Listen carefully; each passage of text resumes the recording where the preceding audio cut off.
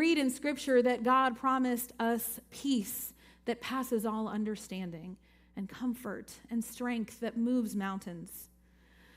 But sometimes, when we are going through the most painful things life can throw at us, and we are broken, and the tears won't stop, and it seems like those promises God made for peace and for comfort and for strength were all just empty words, and we are on our knees crying out to God from our broken hearts, "Where are you?" The last thing we feel is that God is keeping those promises. And so the writer of Hebrews ends the passage we heard today with the reassurance we need.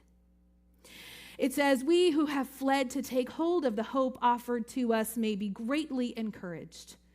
We have this hope as an anchor for our soul, firm and secure." It is a powerful image of hope. And then there's the image of an anchor that was often used as a symbol of hope in the Christian faith from the earliest of times because of what an anchor does. It keeps a boat from straying too far from where it's supposed to be, right? Pretty simple. And there are two things about an anchor that are important to understand in the context of hope.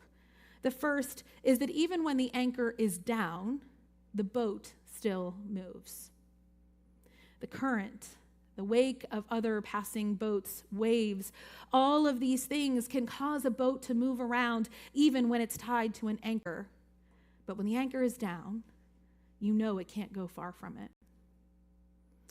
Our hope works the same way. When we anchor our hope in Jesus, it does not mean that we are not going to get tossed around by life a little bit or maybe even a lot. It's just that we know that ultimately our hope in Jesus Christ is the anchor that will hold us firm and secure. And the second thing about an anchor is that it's often placed away from the boat. For example, in biblical times, when a boat was in a harbor, sailors would carry the anchor away from the boat, and they would put it on the shore or secure it to the dock in order to keep that boat right where it was supposed to be. And in our scripture, hope has entered the inner sanctuary behind the curtain where Jesus, who went before us, entered on our behalf.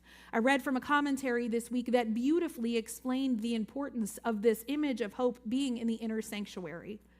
It said that just as the anchor which holds a ship is not exactly in the same place as the ship itself, our hope, not in this world. Rather, it is in a holier and greater place.